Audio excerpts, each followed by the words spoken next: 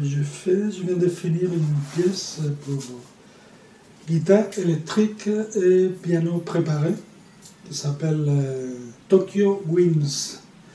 Et c'est une pièce qui fait partie d'un projet, d'un ensemble de pièces. En fait, c'est une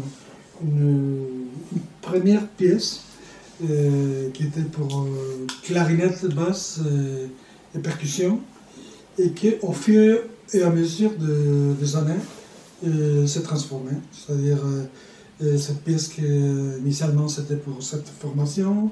Après, elle est devenue une pièce pour deux percussionnistes, de marimba et vibraphone.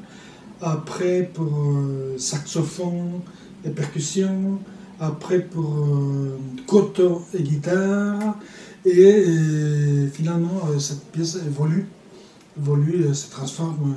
Disons, il y a une structure qui reste, mais elle évolue dans le sens des couleurs et du timbre. Donc c'est ça que je viens de finir, qui va être créé dans quelques jours à Tokyo. C'est pour ça qu'il s'appelle Tokyo Winds.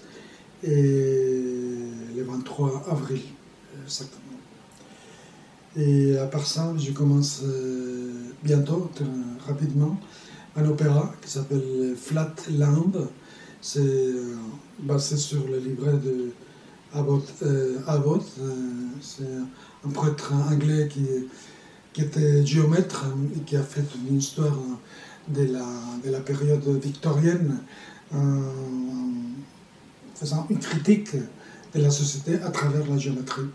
Donc il y a les cercles, le triangle, la ligne, le carré, etc., qui ont des relations, s'imbriquent. Et bon, il y a un personnage dans le livret qui voyage dans un pays où les dimensions changent, et le cercle devient sphère, le carré cube, etc. Donc tout ça, bon, il y a toute une histoire créée par Dionisio Cagnas pour le livret de cet opéra. Et quelle différence entre cette dernière pièce et ce que tu as fait avant, un petit peu avant? Tu vois qu'il y a une différence ou c'est dans la continuité? Bon, il y a toujours une continuité parce que j'apprends et ça, c'est une évolution musicale et vitale, pour ainsi dire.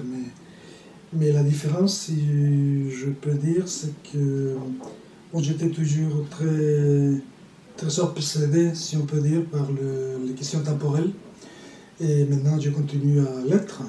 Mais il y a une question qui m'a beaucoup frappé ces derniers temps, c'est la question de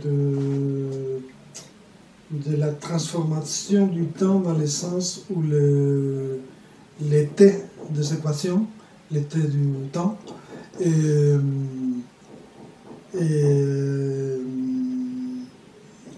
en train de disparaître. C'est-à-dire qu'il y a dans la physique traditionnelle et dans la physique quantique maintenant une sorte de quantité infinie de temps qui sont en train de s'enchaîner, d'évoluer en termes de mousse quantique de temps. Mais l'été d'aller de là à là disparaît parce qu'il y a vraiment des milliers d'équations où le temps, ce n'est pas un seul temps, mais des milliers ou des milliards de temps distants. Donc ça, c'est quelque chose qui m'interpelle beaucoup. Je suis en train de chercher dans ces territoires.